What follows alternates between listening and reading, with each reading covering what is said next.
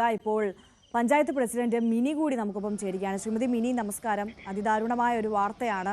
ഈ അപകടം എങ്ങനെ സംഭവിച്ചു എന്നാണ് താങ്കൾക്ക് ലഭിക്കുന്ന വിവരം? ഞാൻ രാവിലെ വിളിച്ചപ്പോഴാണ് അറിഞ്ഞത്. രാത്രി അറിയാൻ കഴിഞ്ഞിട്ടില്ല. അപ്പോൾ അതിദാരുണമായ ഒരു സംഭവമാണ്.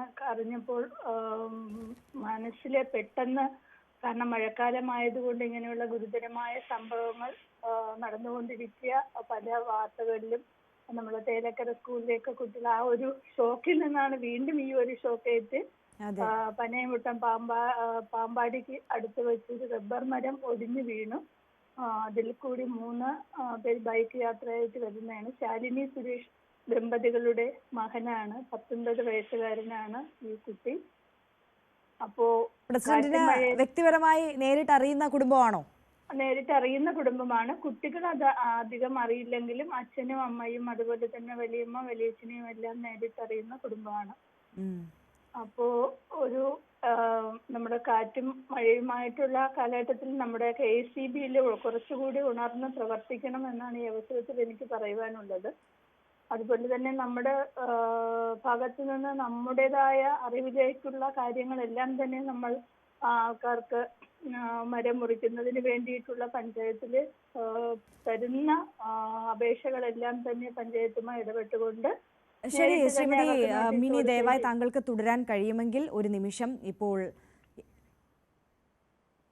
ഇപ്പോൾ MLA DK മുരളി കൂടി നമുക്കൊപ്പം ചേരുകയാണ്. നമസ്കാരം MLA. അതിദാരുണമായ ഒരു സംഭവമായി പോയി. ഈ അപകടം എങ്ങനെ സംഭവിച്ചു എന്നതിനെ കുറിച്ച് താങ്കൾക്ക് എന്തൊക്കെ വിവരങ്ങൾ ഈ ഘട്ടത്തിൽ ലഭിക്കുന്നുണ്ട്? രാവിലെ വാർത്തകളിൽ നിന്നാണ് ഇത് ഞാൻ ആദ്യം മനസ്സിലാക്കുന്നത്. പ്രാദേശികമായി അവിടെ എനിക്ക് ബന്ധമുള്ളവർ, വൈസ് പ്രസിഡന്റും മറ്റ് ജനപ്രതിനിധികളെല്ലാം എന്നെ പിന്നെ വിളിച്ചിരുന്നു.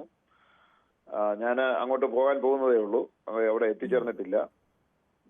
തീർച്ചയായിട്ടും ദാരുണമായ ഒരു സംഭവമാണ്. ഇത് അർദ്ധരാത്രിയാണ് സംഭവിച്ചത്. അത് എന്തുകൊണ്ടാണ് ഇത് സംഭവിച്ചതെന്നുള്ളത് വിശദമായ അന്വേഷണം നടത്തേണ്ടിയിരിക്കുകയാണ്. കൂടുതൽ നാട്ടുകാരൊക്കെ പറയുന്നത് ഈ പോസ്റ്റ് പഴകിയതായിരുന്നു, നേരത്തെ തന്നെ അത് ശ്രദ്ധയിൽപ്പെടുത്തിയിട്ട് കൃത്യമായ നടപടിയൊന്നും ഉണ്ടായിട്ടില്ല എന്നൊക്കെ പറയുന്നുണ്ട്. ചിലപ്പോൾ ശരിയായിരിക്കാം. എന്താണെന്ന് അന്വേഷിക്കണം. അന്വേഷിച്ചാൽ മാത്രമേ അത് വ്യക്തത നമുക്ക് വരുത്താൻ പറ്റൂ. ഏതായാലും ദാരുണമായ സംഭവമാണ്. അർദ്ധരാത്രിയാണ് സംഭവിച്ചത്.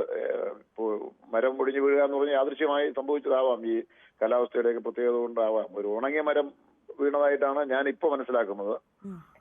റബ്ബർ കമ്പ് വീണതായിട്ടാണ് മനസ്സിലാക്കുന്നത്. അതിന്റെ മറ്റു വിശദാംശങ്ങൾ നമുക്ക് വ്യക്തമാകേണ്ടതുണ്ട്.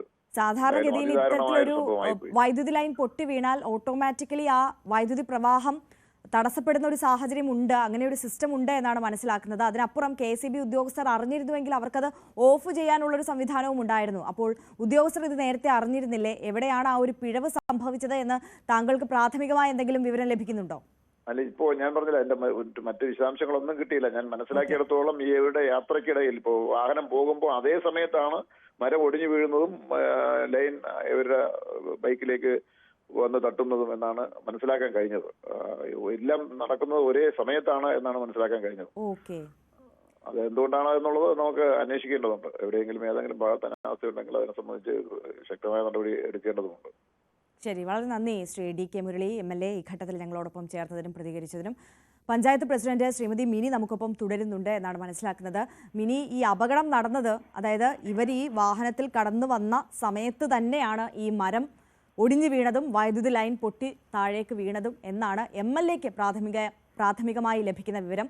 താങ്കൾക്കും അതേ വിവരം തന്നെയാണോ ലഭിച്ചത്? അതേ തന്നെ, ആ വിവരം തന്നെയാണ് എനിക്ക് ലഭിച്ചിട്ടുള്ളത്.